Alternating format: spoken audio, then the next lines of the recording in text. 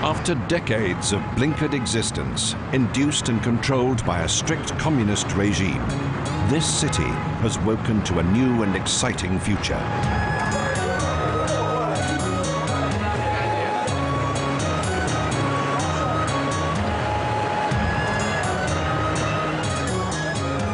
Shanghai, known as the Dragon's Head.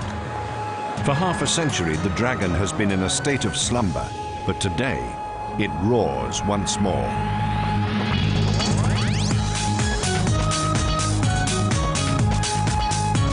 Shanghai is one of the most exciting cities on Earth. Every epoch looks for a great metropolis, a place where the future has already arrived. In the 20th century, New York was dubbed the global capital. But as we head into the 21st century, the world's eyes turn to Shanghai, making it a dramatic destination for our ultimate journey.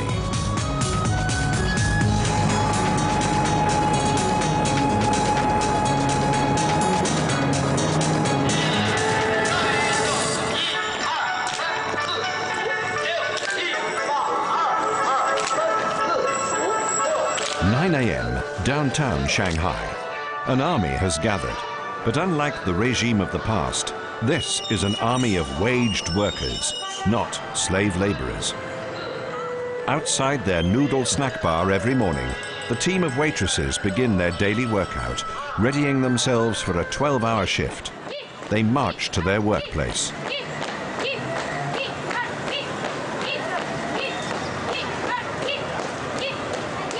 The discipline of the working masses is said to be the strength of this fast-growing nation. But it's only part of the story. Today, more and more of Shanghai's 16 million people are seeking independence and individuality, breaking from the regulations of China's rigid history.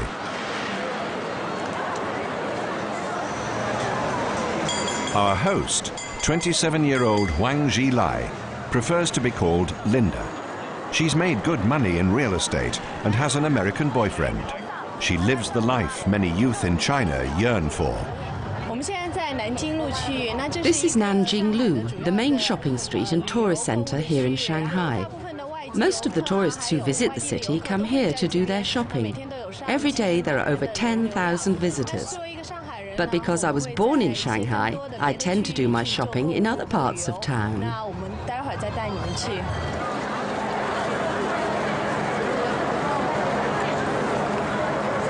Shopping here is more than just fun, the pleasure of consumption.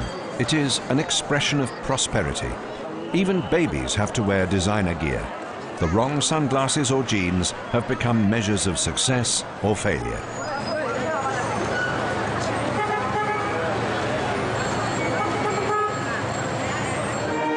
A classical serenade to mark a new arrival.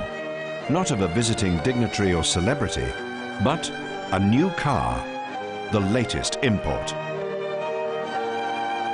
In the last decade, a booming economy, freed from the constraints of communism, has seen a great change in priorities, and it's a hungry market.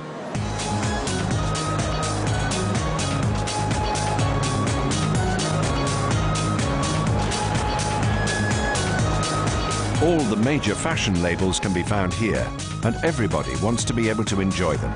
Shanghai has become one of the fastest-growing retail outlets in the world. A favorite hangout, the Bund, a promenade on the banks of the river Wusong. For the elite, the place to be seen is on the Three on the Bund, the newest, hippest and most expensive temple of dining and relaxation in the city.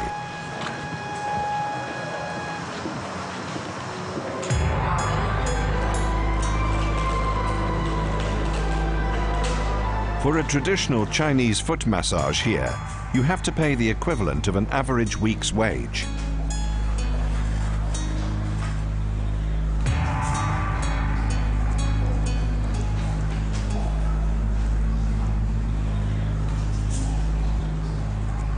This is a traditional Chinese foot massage.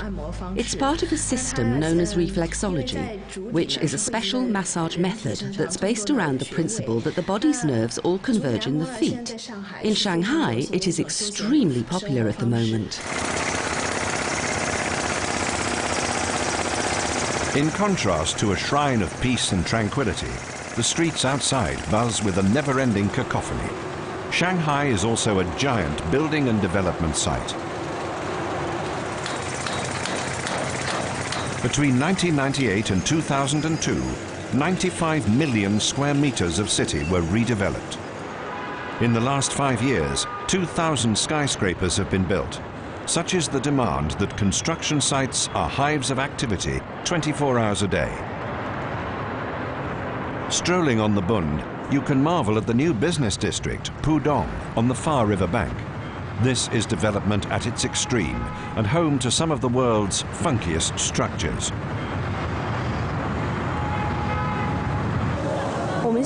I am here in Pudong. In the last couple of years, with real estate exploding in the city, Pudong has gone through some dramatic changes. When I was a child, this whole area was covered in paddy fields.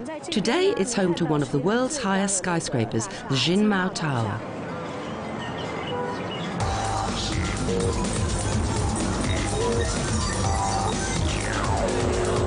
From paddy fields to foreign investment, 10,000 companies have set up in the area. The city is connected by a new tunnel, a dramatic computer-controlled roller coaster ride, delivering the commuters to work. This is progress that the whole country seeks to follow.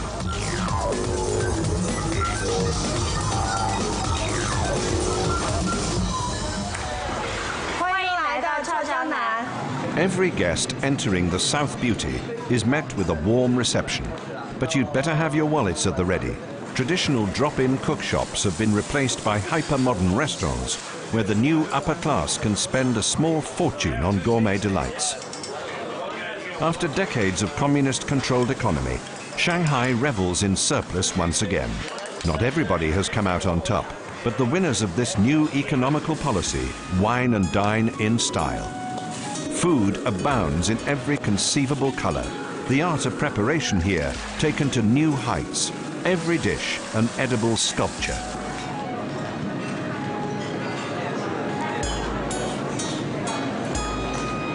Lying so close to the mouth of the Yangtze River, seafood often takes pride of place in Shanghai's increasingly cosmopolitan cuisine.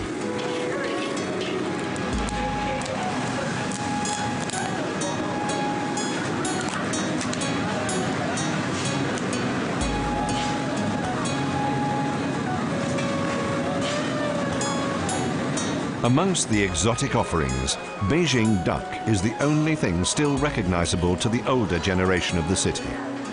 It's an ongoing revolution. Class warfare is a thing of the past, and yet the people continue to fight for more money and success. Financial reward has become the ideology of the new generation.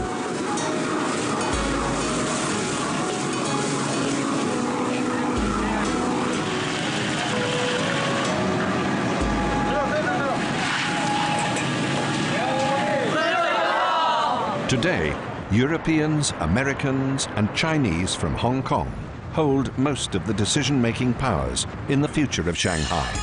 The greatest financial success seems to flow into foreign pockets. But despite all the changes, food is still at the heart of Chinese culture, helping the old meet with the new. Join us on Saturday on the DJ thing? Yeah. Yeah? Shanghai is a city that never sleeps. As darkness descends, the high street facades glitter like a giant fairground, colorful, proud, lively and extravagant.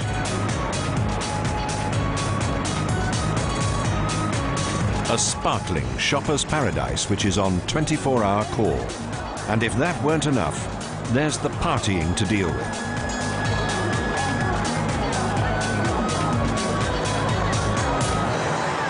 Shanghai's nightlife is great. There's always something going on. Come with me. Shanghai is not only richer and more vibrant than the rest of the country, it's also more permissive. Traditional values have been lost to the self-confidence that high income brings. New yuppies place less importance on political parties and family values. One man illustrating changing values is Linda's best friend Coco. In the city clubs, he sings jazz. He's also openly gay. Both these things would have caused him huge problems in the past. But today, Coco is a celebrated star of the city.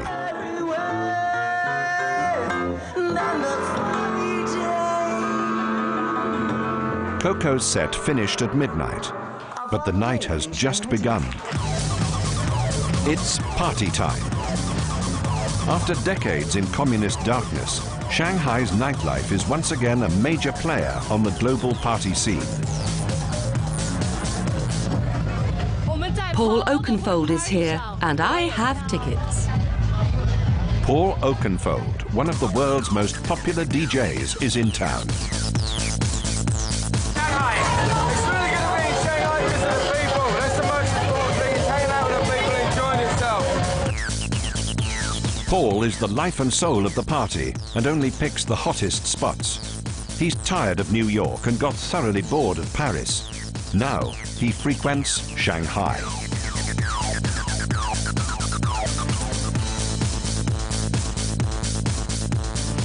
At the turn of the century, nightclubs were the core of the city's life, and today the youth welcome their return.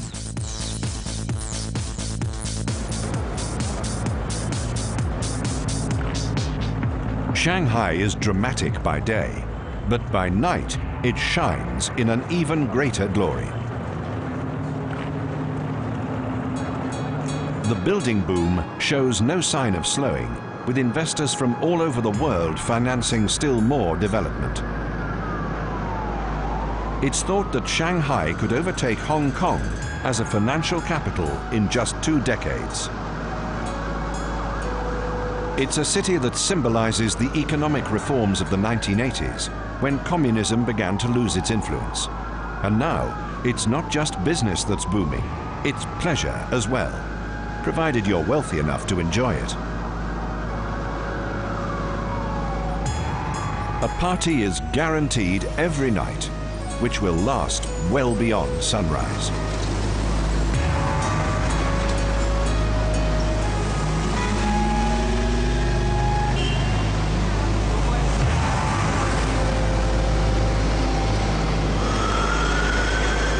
At dawn, the great Wusong comes to life.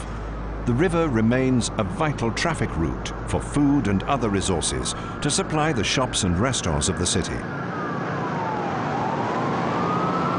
Equally great freight ships leave with goods destined for foreign lands.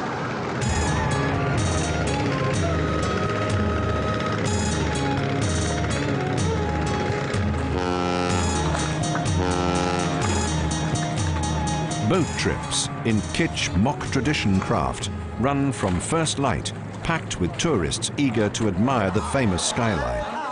Most guests end up in Shanghai's most famous tea house, but it's an illusion of a bygone age and stands out from its ultra-modern backdrop.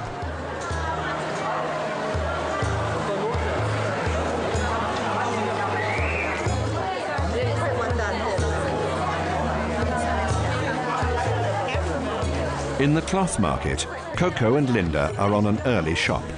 The star is picking out new accessories for his evening wear, some of which are less than conservative. To the modern-thinking China, he is accepted, even encouraged. For the older generation, it challenges the values they've grown to know, but seem to enjoy his exuberant visit into their lives.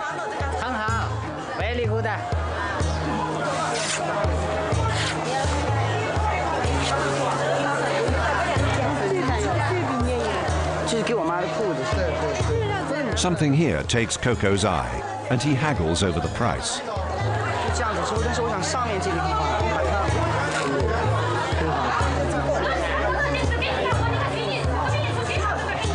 But after a successful shop, it's time to eat. As always, an entourage follows his movements with a mixture of awe and bemusement.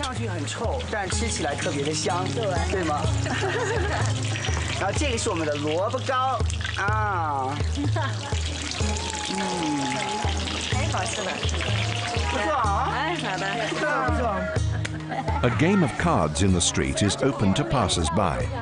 Coco and Linda join in. These men are of another age, a time of threatening slogans, stamping down on any challenge to communist authority. To them, the decadence of the youth in the face of capitalism must be hard to comprehend. They're friendly and tolerant of the changes, but their lives are a world apart from the new generation. They could barely afford a drink in one of Coco's usual haunts.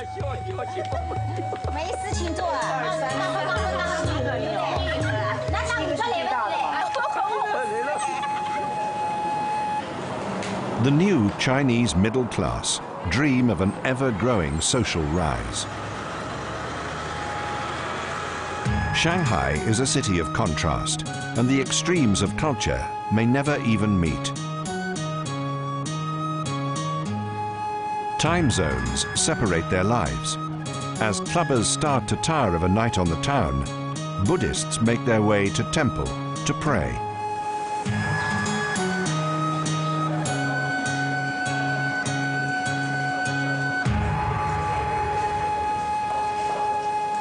Zhang Lai Kai visits the temple a couple of times a week. He is one of thousands of Buddhists in the city. The exact number is unknown. Religion remains taboo, and its numbers are still hidden from communist days. For most of the 20th century, communism was the state religion in China. Ancient temples were destroyed and religious activity banned.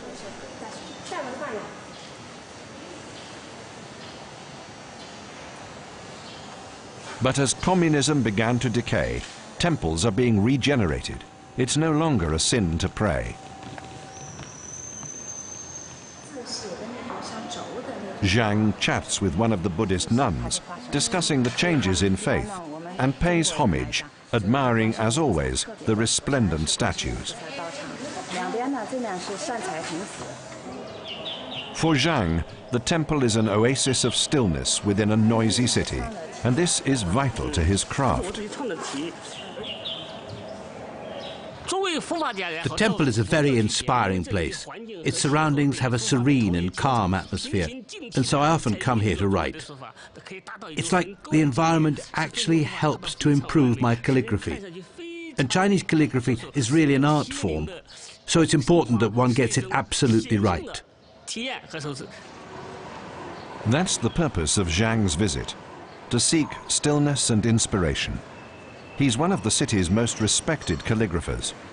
Unlike in Europe, where calligraphy is seen as a form of writing, in China it's an acknowledged art, steeped in thousands of years of tradition.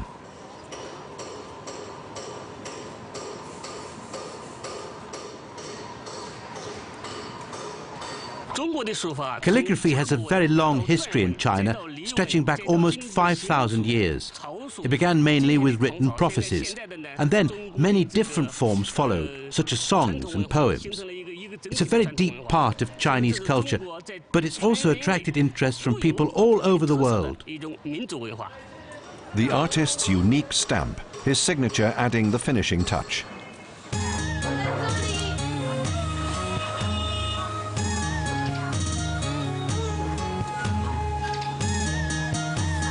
On his way to his studio, Zhang pays a visit to the older suburb of Lishuilu. Once a prosperous business district, it remains one of the few parts of the original city to escape the bulldozers. Known as Chinatown, its fate lies with the city's government and stands in the unyielding face of development.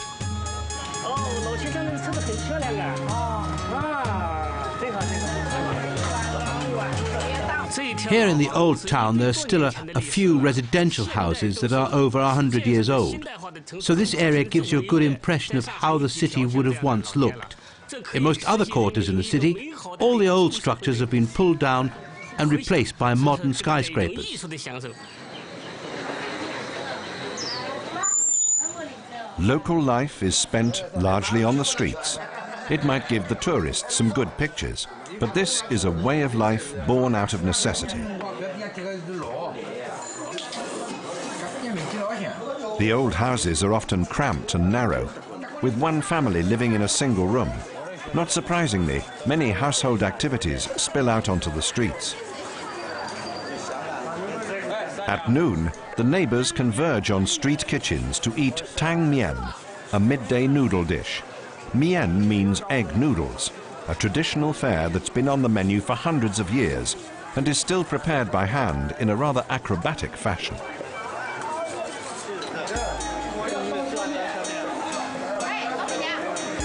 Guidebooks describe the area as an essential part of the Chinese experience, but the reality is that these people wouldn't be here if they could help it. For many, the skyscrapers remain out of reach.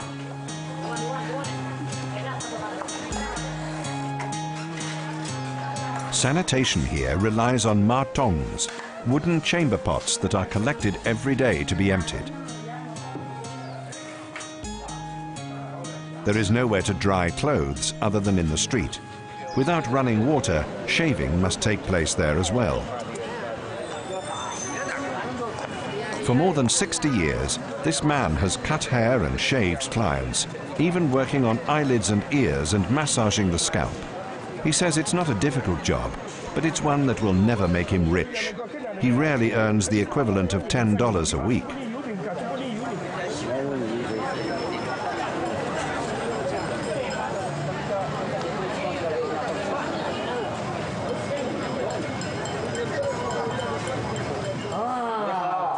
Zhang Likai's studio lies nearby.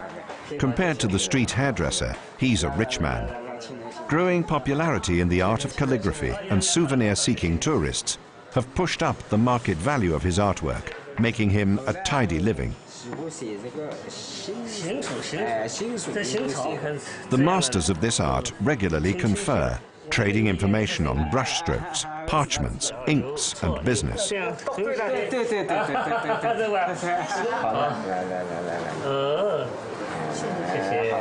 There are about 5,000 different signs in the artist's vocabularies, each one a masterpiece, fetching up to $1,000.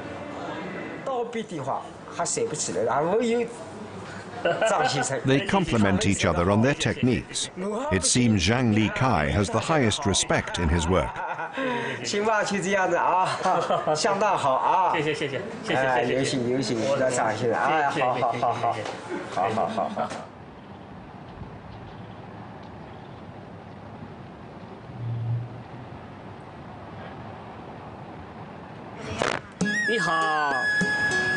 Zhang strives to maintain ancient traditions in a modern city.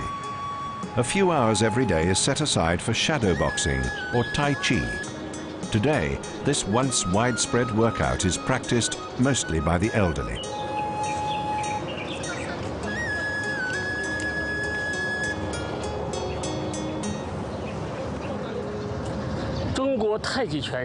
Tai Chi is also a very old Chinese tradition. It strengthens not only the body, but also the mind.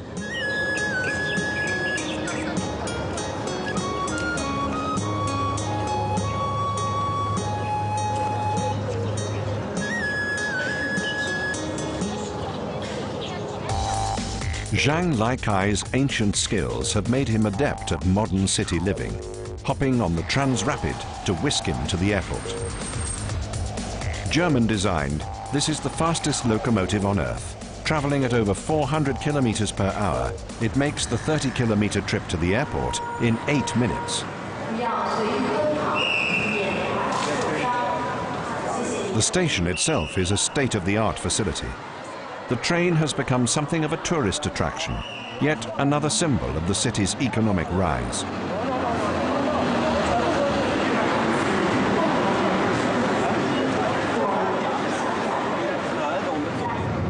The secret of its sleek speed is electromagnetic force, an extraordinary engineering feat that was achieved with a $1.2 billion price tag.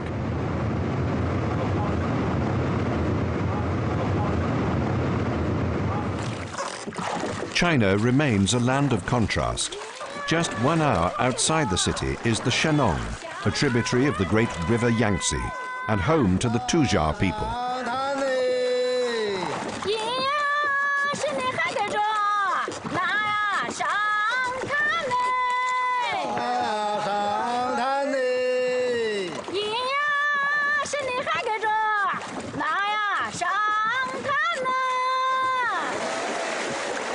Steeped in tradition, the people of the region still cling to ancient customs and beliefs.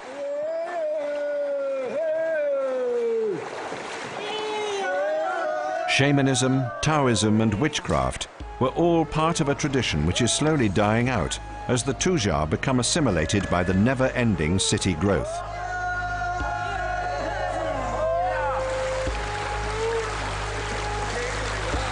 They're still living as their ancestors did, earning their money by shipping and towing trade boats up the river. It's hard work. The Shanong is often too shallow even for their canoes. They sing traditional working songs to keep them on the move.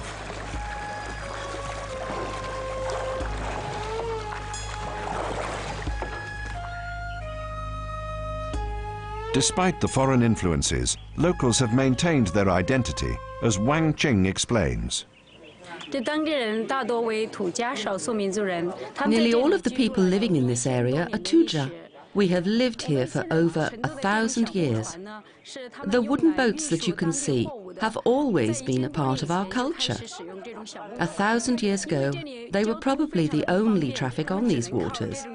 Just like our ancestors in the past, we still use these boats to transport our agricultural goods up the river to the markets. Today is not a good one. It's noon and still no customers, no tourists seeking a ride, or a trader looking to make a shipment. There are too many days like these. Many of the men have to supplement their incomes by working as farmhands.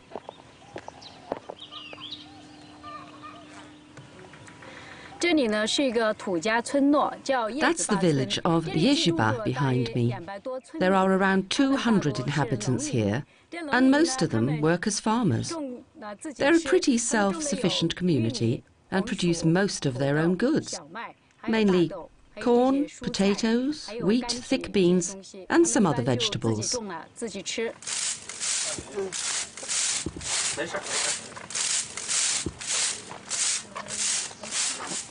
These people are poor, but low income doesn't always lead to low morale. Wai Lu has for decades pulled heavy laden boats up the Shanong. Happy in his work, he's risen to manager and has a team of towmen beneath him.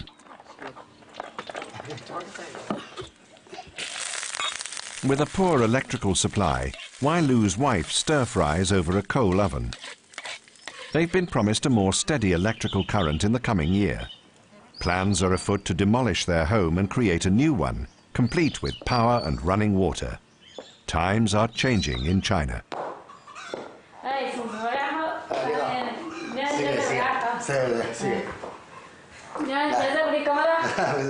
Wang Qing is a typical example of a modern Tuzhar. Born here but studying in the city, she tries to visit home occasionally, where over a cup of tea, very different lifestyles can be discussed. I've worked along this river for 41 years now. It's hard work. When I was 16, I pulled a boat for the very first time, and I've been doing it ever since.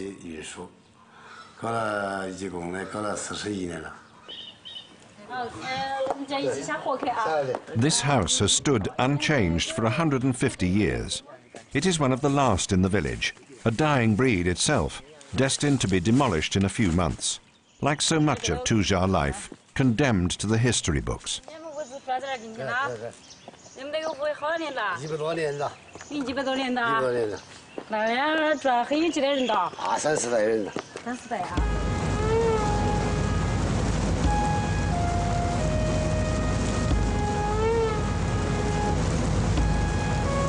As the Shanong widens and flows more rapidly, she leaves the little boats behind.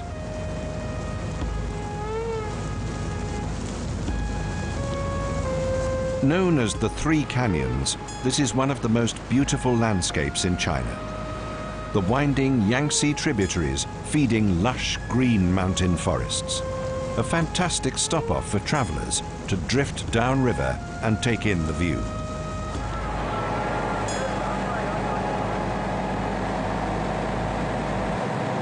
Today, luxury liners replace wooden canoes. The spectacular Yangtze is the third longest river in the world, 6,300 kilometers, draining 1.8 million square kilometers, and one of the most important traffic routes in China. Huge water markings foretell of a dramatic change that will alter this ancient waterway forever. The river lies close to the biggest building site in the world, the hungry wheels of industry that now seek to tap into the power of the Yangtze. Ghost towns line its banks. A flood is coming that will remove any trace that they were ever here.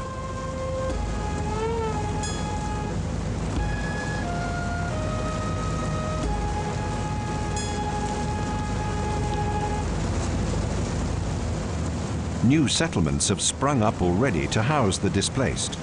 Waterfront apartments filled as soon as they can be erected.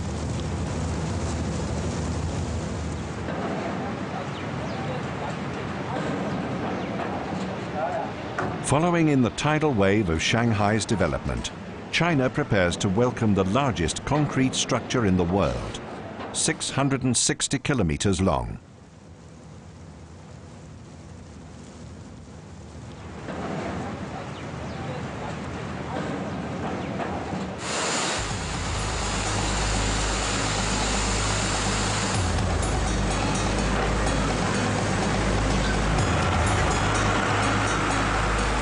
At the center of the biggest building site on the planet, the province of Yicheng. More than 10,000 men work around the clock to create the biggest dam in history. Already 130 million cubic meters of earth and stone have been moved, and 30 million meters of concrete consumed. When complete, the dam will stand 185 meters high and 2.3 kilometers long. It will produce more electricity than any hydroelectric plant before it. Looking like ants, an army of engineers monitor the progress.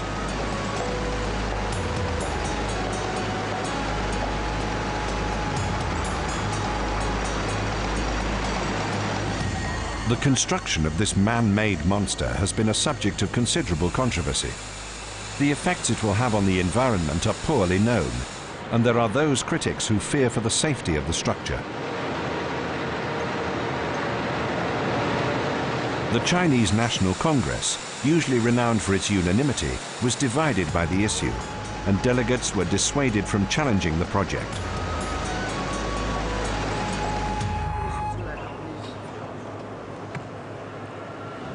Zhao Guangjing is vice president of the damming project, in charge of managing investors' funds, some $20 to $30 billion. Flood control is a key project for preventing floods for the downstream. It's a key site for providing new flats and, of course, huge amounts of electricity to the development of the economy. I think it'll account for about 5% of the total electrical output of the country. The Three Canyon Dam has become a symbol of changing China.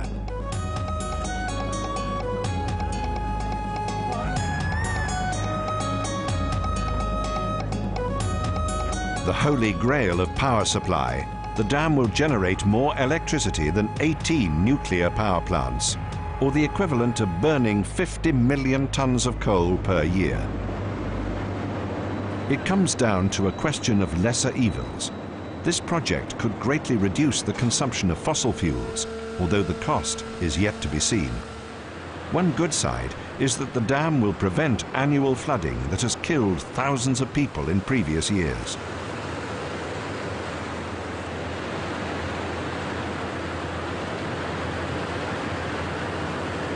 The dam will also improve the standard of living of local people by opening a route for 10,000-ton cargo ships to enter directly into the heart of the country.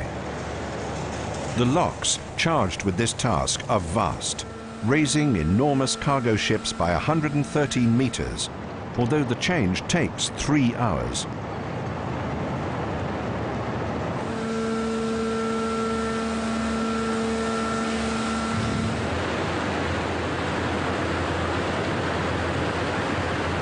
The total number of the resettled... Over 1 million people will be moved in the resettlement. We spent a lot of money on this. About 45% of the total cost was spent on resettlement and compensation. And also a lot of preferential policies to ensure they have a better life. Archive footage tells another chapter of the dam's history: government-enforced migrations. Critics say that many people will be affected by the project, with some figures reaching well over 2 million.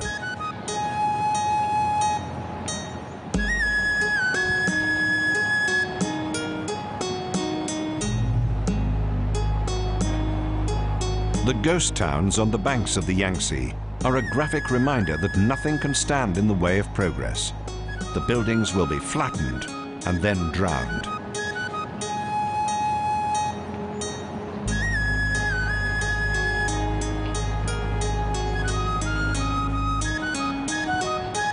Complete cities will be erased from the maps.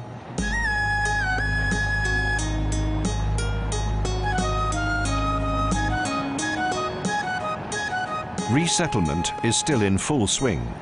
The city of Fengdu, lying 400 kilometers directly alongside the dam, is under constant evacuation, with large areas already demolished. All 50,000 residents will be relocated.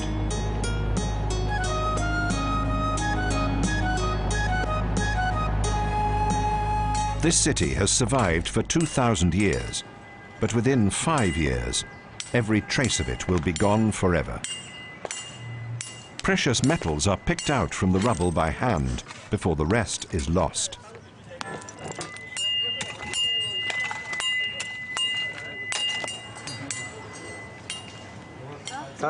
This man, like so many others, has already been displaced to the other side of the river.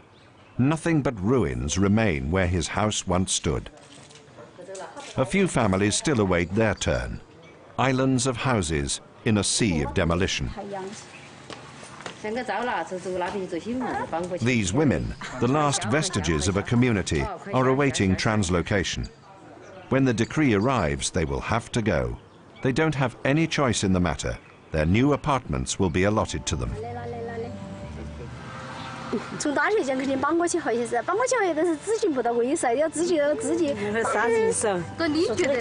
These women live on around $30 a month, selling local goods as their families have for generations. They're not entirely against the resettlement, as the houses they will be given will be larger and more modern than the ones they leave behind. But their greater concerns lie with how to cope with city life. They don't know any other way of making a living.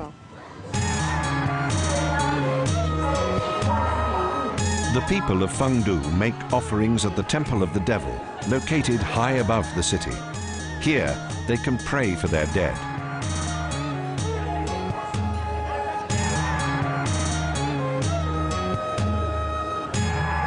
This is one of the few buildings being spared from the diggers' jaws. But not for sentimental reasons. The city draws in tourists, and tourists mean money. Throughout the region, the dam managers have adopted projects of restoration, ploughing millions into restoring the temple as a way of appeasing a disillusioned people and to win public support for their developments.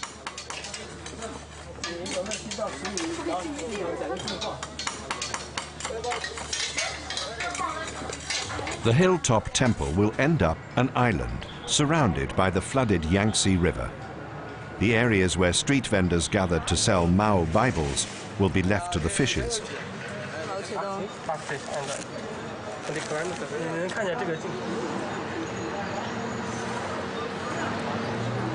The government has decided to preserve the temple gates. At great expense, a series of locks will enable tourists to enter the gates of hell without getting their feet wet.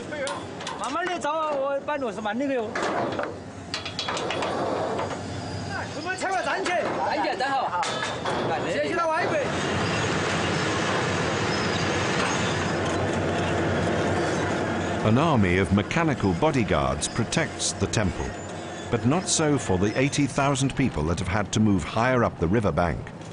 Here, out of harm's way, a new and bigger Fengdu will be built. It's not the most attractive of developments, more functional, but in Shanghai style, it will be bigger and better than what stood before.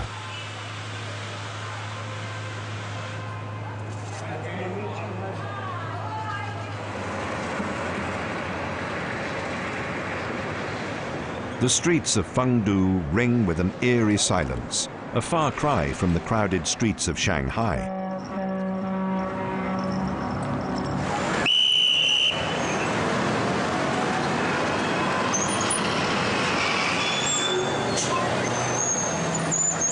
Despite the high-tech lifestyles of Shanghai's elite, the bicycle maintains a strong presence in the city. More than 9 million flood the streets. It's one of the best ways to beat the traffic.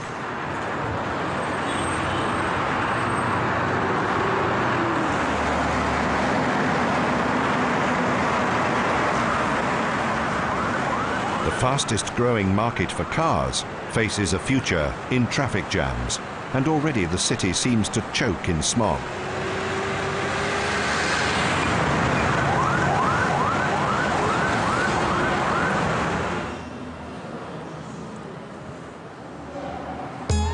Tranquility can be found within. A traditional Chinese tea ceremony, a comfort from the fumes of a city that never sleeps.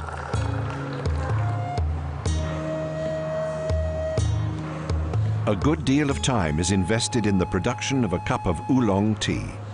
The preparation equally as important as the drinking.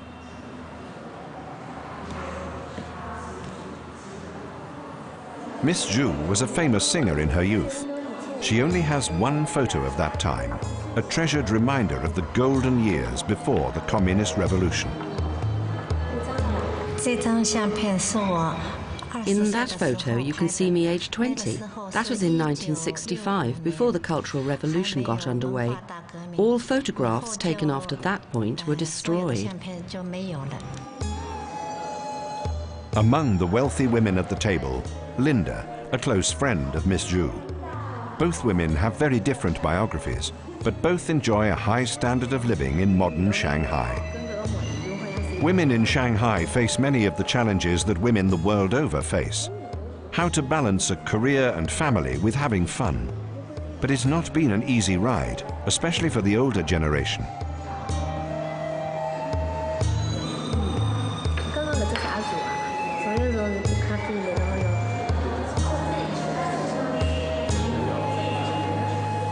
Miss Zhu, Zhu Maizhuan, now 60, comes from a distinguished family tree. Enjoying high social status, she spent her youth performing for the Chinese opera. But the Cultural Revolution of 1966 was to silence a generation.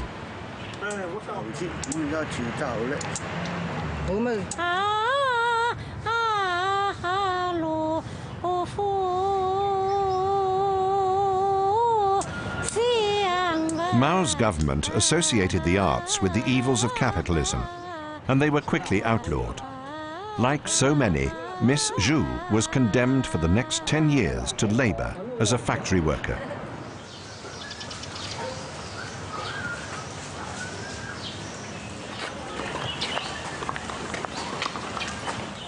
She was saved through the marriage to a Hong Kong resident, which allowed her to leave Shanghai. Today, under a new liberal freedom, she is able to return, although her songs are now just enjoyed in a private arena.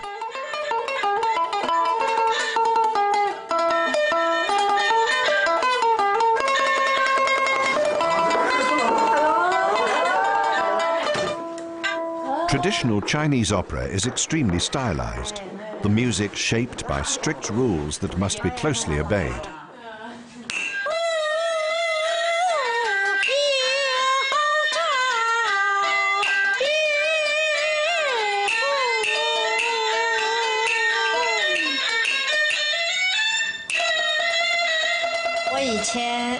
When we were younger, we were all performing. I was a Chinese opera singer. But the Cultural Revolution changed all that, and we had to quit. Nowadays, we meet privately, so we can enjoy a good song together.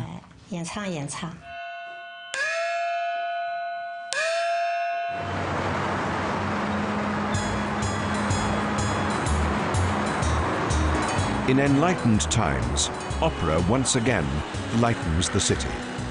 At one time, Shanghai was called the Paris of the East. In the 30s, the city was controlled by mafia gangs. An adrenaline-fueled world of drugs, prostitution and gambling made the city a playground for the world's rich and famous. This was swinging Shanghai, and its heart was the glorious temple of pleasure, the Paramount.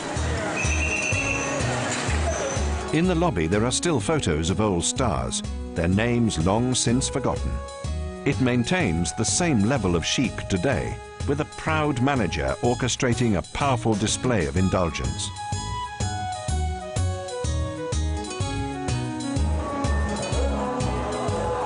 While Mr. Lee's brother works as a comedian in Europe, he services a wealthy part of the history of entertainment.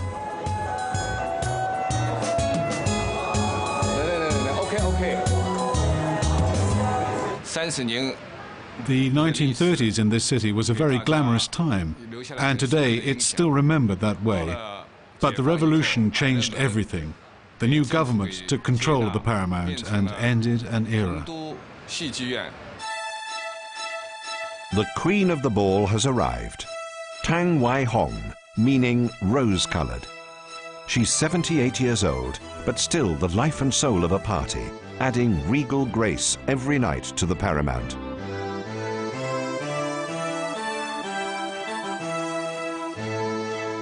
She's a member of China's richest elite, but with communism she was dethroned and forced to clean latrines for a living.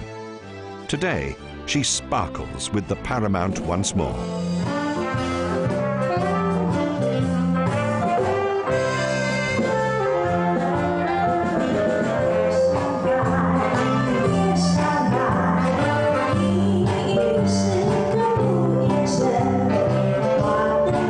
But for Tang Wai Hong, the lessons of the revolution are not forgotten.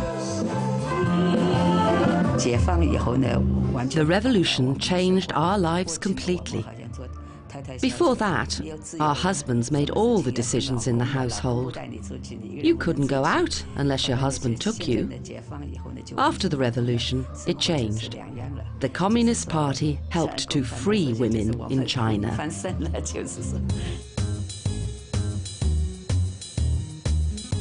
It might have given her freedom from male domination, but it took everything else away. Today, the subject is largely taboo. The Paris of the East has risen again, and at least within the Paramount, the old glory lives on.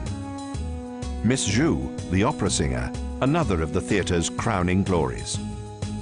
Today, women of their generation can celebrate with nostalgic pleasure those happy days.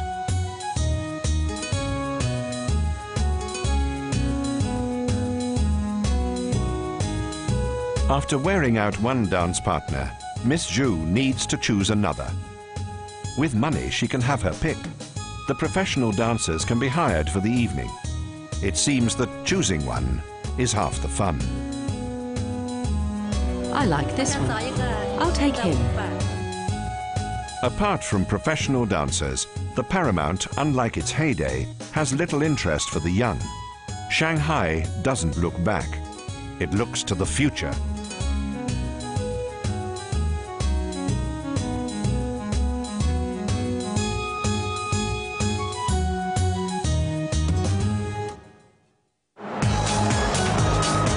The youth is dancing to a different beat just a few blocks away. Their vice, modern dance music mixed by foreign DJs. Miss Zhu, Coco, Zhang Li Kai and Linda are all part of the unique rhythms of a city of the future. A world capital in the making. The ultimate city. Shanghai.